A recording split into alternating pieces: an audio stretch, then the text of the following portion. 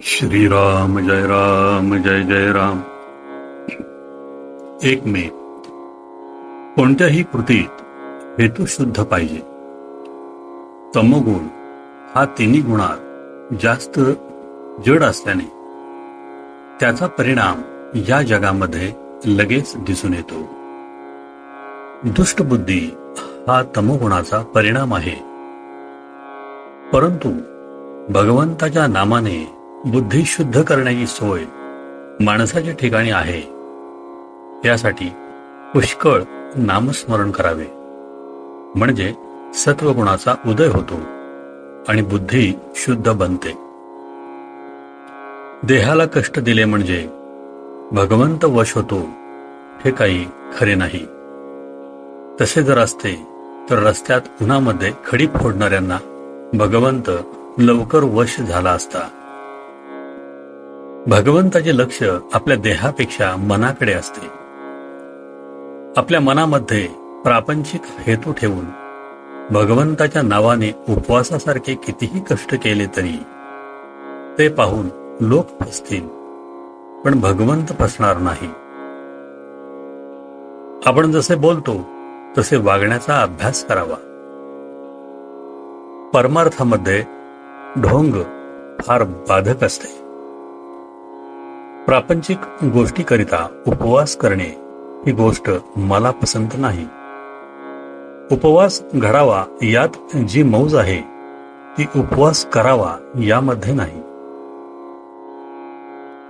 भगवंताच्या स्मरणामध्ये इतके तल्लीन व्हावे की आपण नेहमी त्याच्याजवळ वास करतो आहोत असे मनाला वाटावे.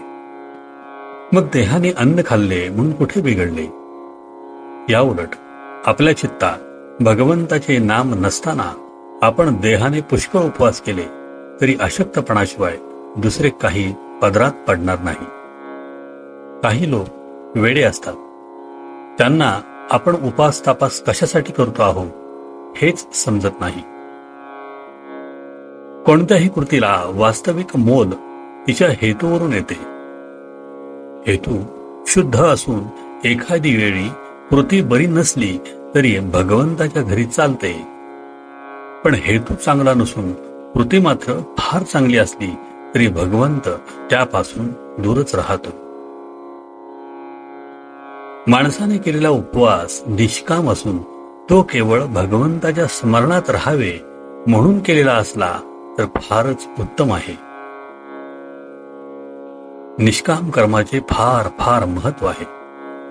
भगवंतासाठी भगवंत हवा अशी आपली वृत्ती असेल.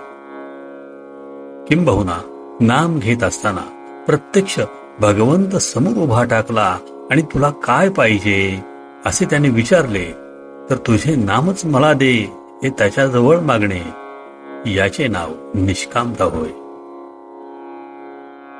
कारण रूपाने व्यक्त झालेला भगवंत केव्हा तरी नाहीसा होईल, पण त्याचे नाम मात्र अखंड टिकेल. आणि त्याचे नाम घेतले की त्याला आपल्याकडे येणे जरूर आहे. म्हणून देहाला कष्ट देण्याच्या भानगडीत न पडता भगवंतासाठीच नाम घेत असावे.